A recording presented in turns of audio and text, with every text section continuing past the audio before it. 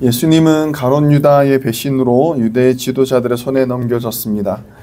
그리고 실제적인 당시 대제사장이었던 안나스와 그리고 명목상의 대제사장, 그 안나스의 사위인 가야바 앞에서 예수님은 신문을 받으셨고요.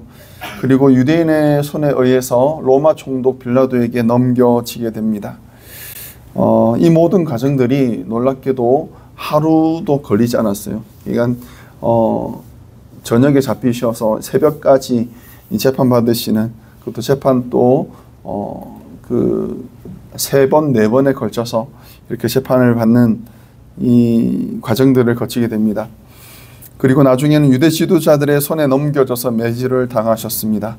예수님은 아직 그 죄가 인정받지도 않았음에도 불구하고 유대인들의 협박과 그리고 빌라도의 비겁함에 의해서 예수님은 처형당했습니다. 예수님의 마지막 날 밤 유대인들과 빌라도 앞에 끌려오신 예수님은 도살장에 끌려온 어린 양과 같이 아무 말씀이 없었고, 권한을 가지고 있는 자들 그 무리 안에서 예수님은 조롱당하시고 폭력 앞에 무력하신 모습이었습니다. 오늘 본문은 예수님께서 십자가를 지고 골고다에 올라가 십자가에 달리시고 예수님의 십자가 명패에 글이 기록되는 것으로 이야기가 되어집니다. 그런데 요한은 예수님께서 빌라도에게 신문 받으시던 날이 유대인의 유월절을 준비하는 준비일이었다라고 밝힙니다.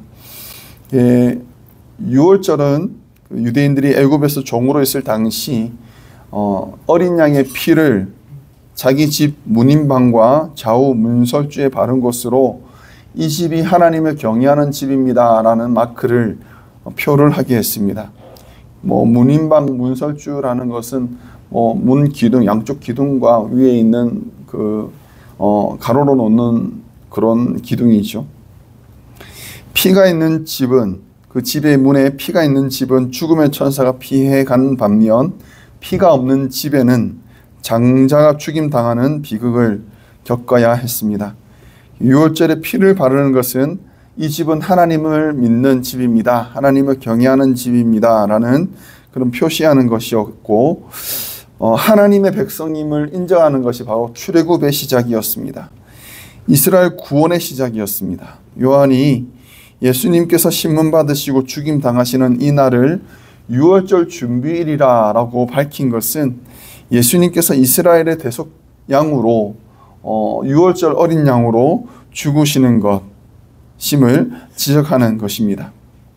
유대인들이 어린 양의 피를 문인방과 문설주에 바르는 유월절 예비일에 예수님께서 가로로 된 나무와 세로 된 나무에 자기의 피를 흘리신 것은 결코 우연이 아닙니다. 이 모든 것이 예수님은 힘없는 자처럼 당하는 것 같았지만 알고 보니 하나님의 시간표에 따라서, 하나님의 계획에 따라 이 일들이 진행되는 것이었습니다.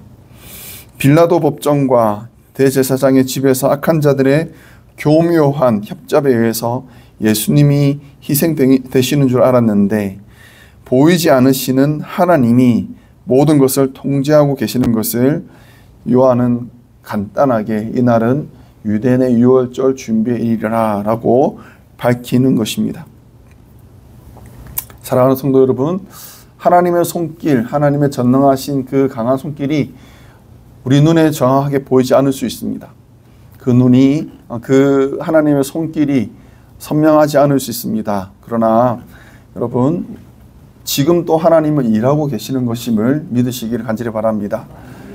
보이지 아니하시는 하나님께서 당신의 사랑하는 자들을 위해서 지금 또 일하고 계시고 부지런히 쉬지 않고 계신다라는 것을 우리가 기억하기를 간절히 바랍니다.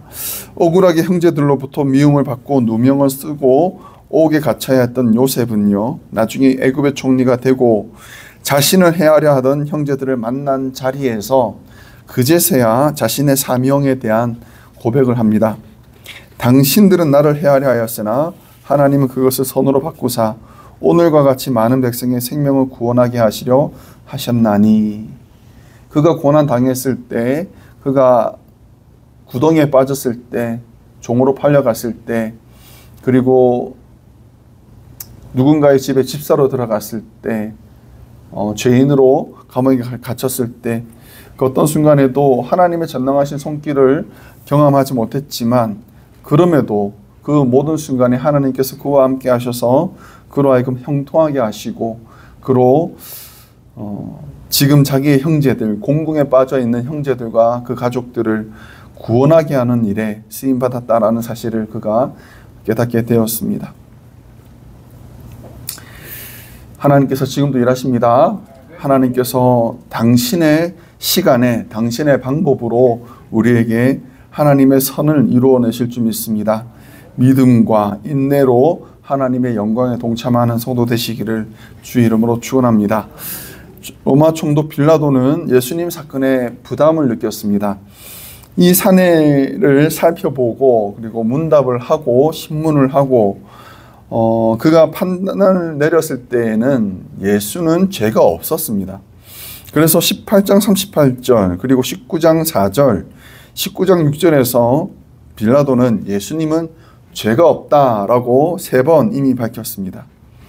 그럼에도 빌라도는 예수님을 석방할 수 없었습니다. 예수님을 고발한 자들이 여전히 힘을 가지고 있는 자들이었기 때문에 그렇습니다. 기록에 남아있는 바로는 빌라도는 잔혹한 자였습니다. 그는 아주 무서운 자였습니다. 그렇게 정평이 나 있는 사람이었습니다.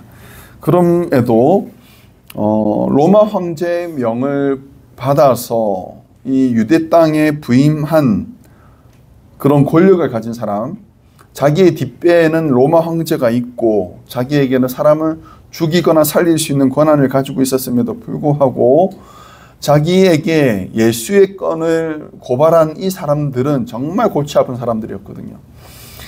역사적으로도 로마 황제에게 반역하기를 수없이 했고 독립하려는 움직임을 많이 벌였던 민족이 바로 유대인들이었고, 다루기가 너무 까다로워서 웬만하면 총독을 보내지 않고 그들 스스로 다스리게 할 텐데 로마 황제가 총독을 보내야 할 만큼 이 어려운 사람들을 지금 상대하고 있는 거지요.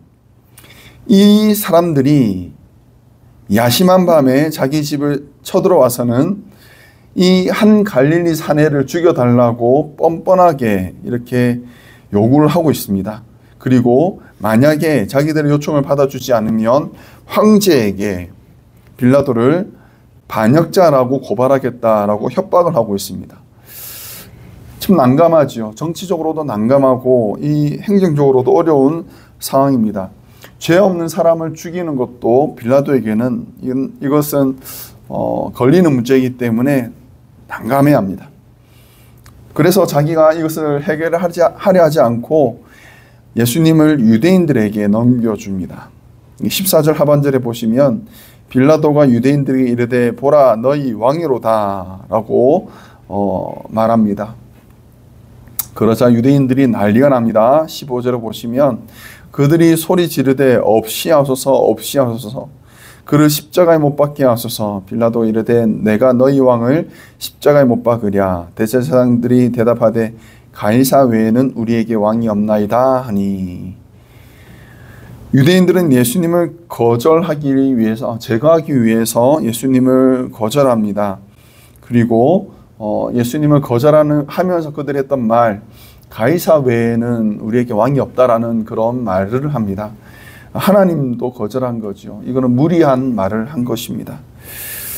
그럼에도 빌라도는 마음에 걸려서 예수님의 그 십자가에, 보통 십자가에 그 사람이 누구이며 어떤 죄를 범했는지 죄명을 밝히는 명패를 붙이는데 거기에다가 나사렛 예수 유대인의 왕이라고 이렇게 명패를 붙입니다. 유대인들은 그것을 싫어했죠. 어떻게 이 사람이 유대인의 왕이냐고, 우리는 이 사람을 받아들이지 아니한다고. 그래서 자칭이라는 말을 넣어달라고 요청합니다만 빌라도는 이 순간만큼은 꺾이지 않고 자기의 뜻을 관철합니다. 그래서 예수님 십자가 위에는 나사렛 예수 유대인의 왕이라는 이름과 제명이 붙어 있고요. 그것은 그 히브리어와 그리고 헬라어와 라틴어로 이렇게 기록이 되어 있다라고 성경은 말합니다. 모든 민족이 알아야 하기 때문에 그렇죠. 모든 사람들이 그 사실을 알아야 하기 때문에 그렇습니다. 이것이 참 아이러니지요. 하나님을 경외한다라고 말하는 대제사장들은 가이사가 우리 왕이라고 말하고요. 이방인이라고 홀대받던 빌라도는 오히려 예수님을 가리켜 유대인의 왕이라고 고백하는 이 아이러니한 상황이 지금 펼쳐지고 있습니다. 유대인들은 사실은 로마 황제를 매우 싫어했죠. 말씀드린 것처럼 유대인들은 로마 황제의 그 침략에 대해서 매우 싫어했습니다. 그래서 로마를 침략자로 여겼습니다. 나중에 주후 70년경에 예루살렘이 멸망당했던 이유도 유대인들이 반란을 일으켰다라고 보았기 때문에 로마에서 장군들을 보내어서 예루살렘을 점령하게 했고, 심지어는 예루살렘 지성소가 짓밟히는 그런 일들을 겪게 되고요. 예루살렘이 나중에 무너지게 되죠. 왜 그랬냐 하면 이것도 반란 때문에 그랬던 겁니다. 지금 예수님께서 재판받으시고 십자가에 못 박히시는 이 순간에도 사실은 유대인들이 가이사에게 충신이라 말할 수 없는 상황이었습니다. 빌라도도 그것을 알고 있었고요. 입에 발린 소리인 줄 알고 있었습니다.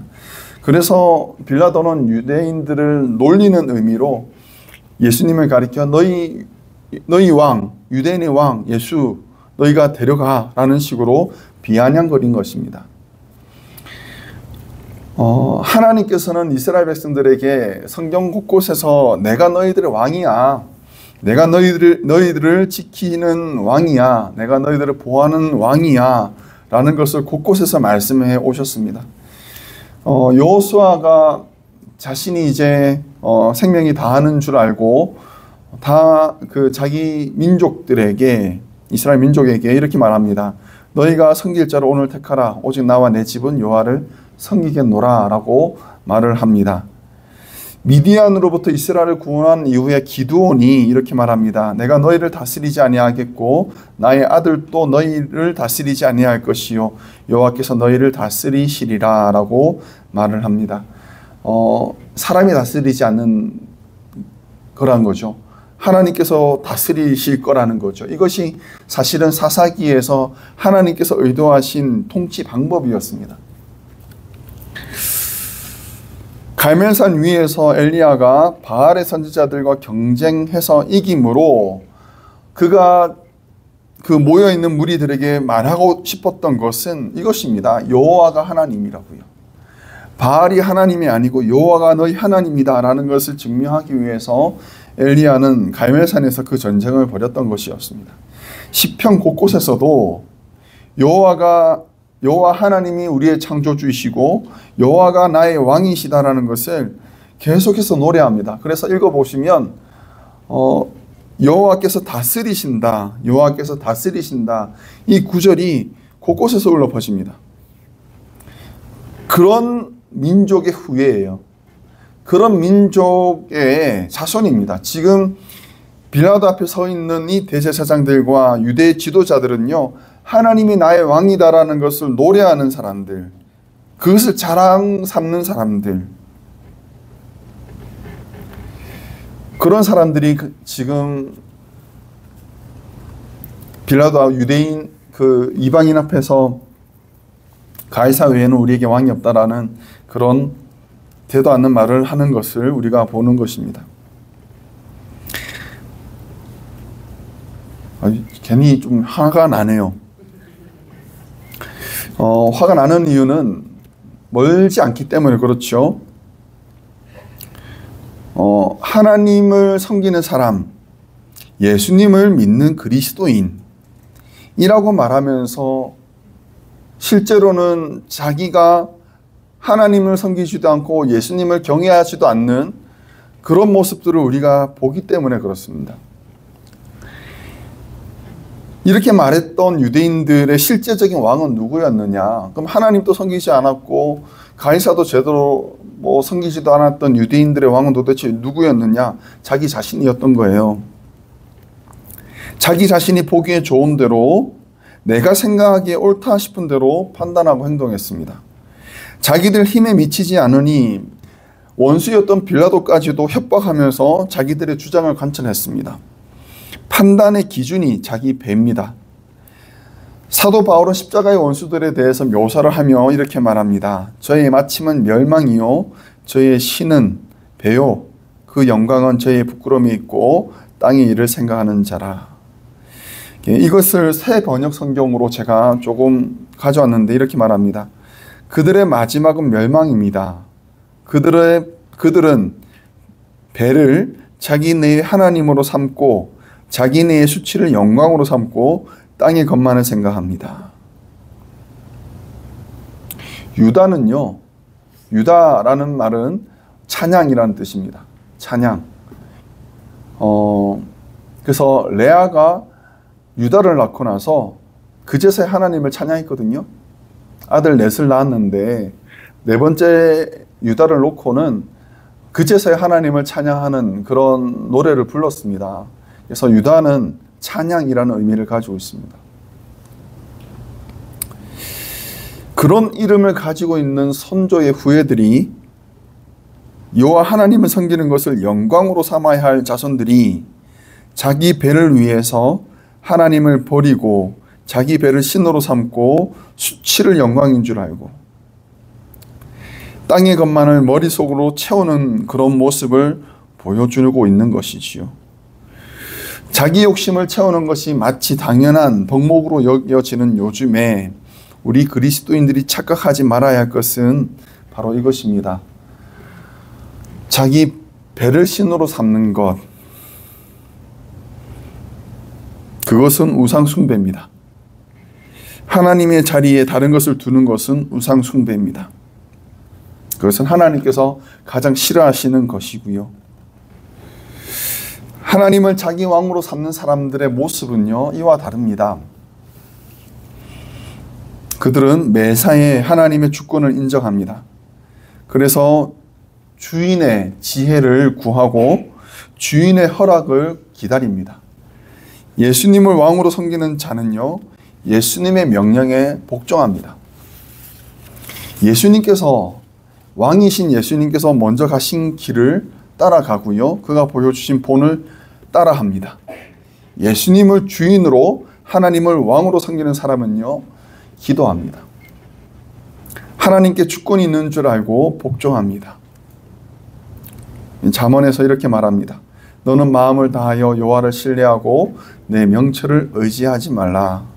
너는 범사의 그를 인정하라. 그리하면 내 길을 지도하시리라. 우리는 예수 그리스도의 이름을 달고 사는 사람들입니다. 그렇죠?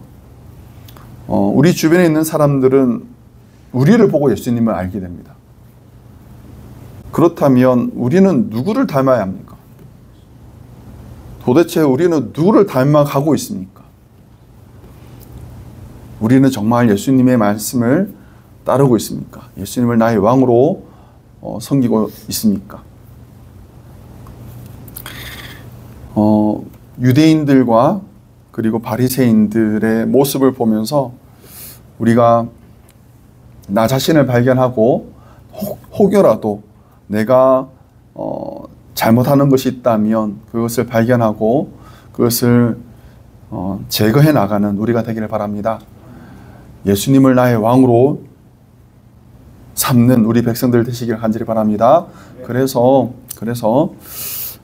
하나님께서 주시는 자기 백성에게 베풀어 주시는 평안을 누리시는 우리 성도님들, 겸손하게 끝까지 믿음과 신뢰함으로 하나님께 기도하는 성도들, 그래서 하나님께서 우리에게 보여주시는 그 영광에 동참하는 복된 성도 되시기를 주의 이름으로 축원합니다.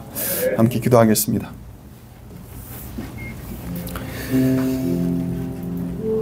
우리 함께 기도.